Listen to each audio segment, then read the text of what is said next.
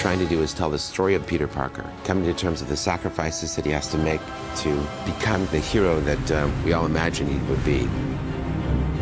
It's a story about pride, and it's a story about redemption and forgiveness.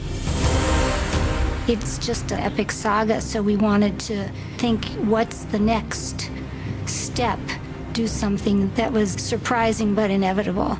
There's so many twists and turns, and that's what's great about this movie.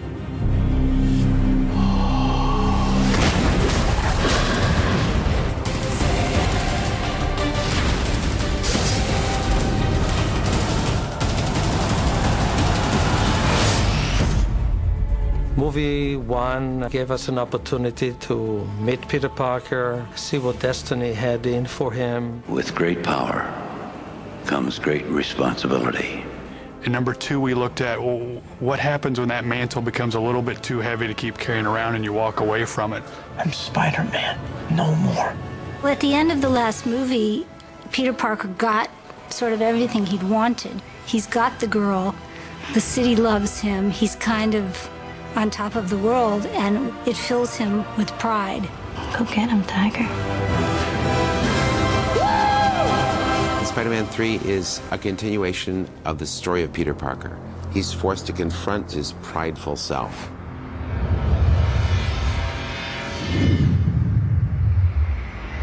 Everything is going very well for him. He's getting recognition as somebody who's helping his community as Spider-Man. The glory and kind of attention that he's receiving is starting to stir up his own ego and his own sense of importance.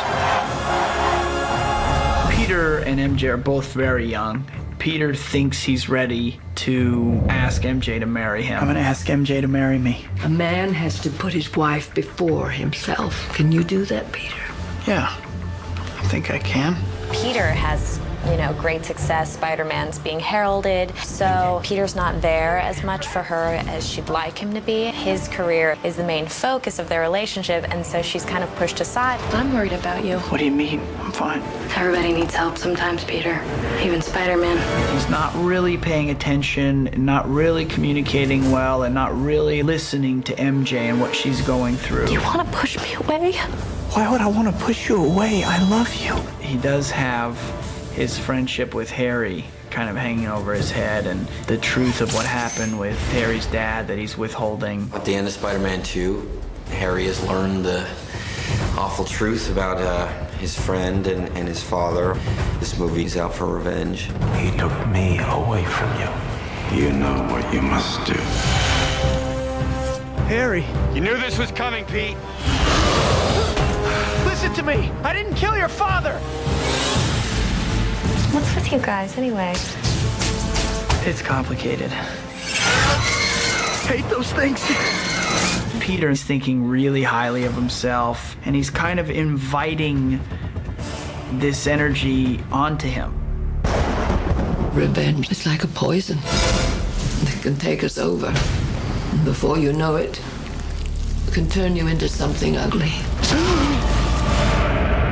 The suit, where'd this come from?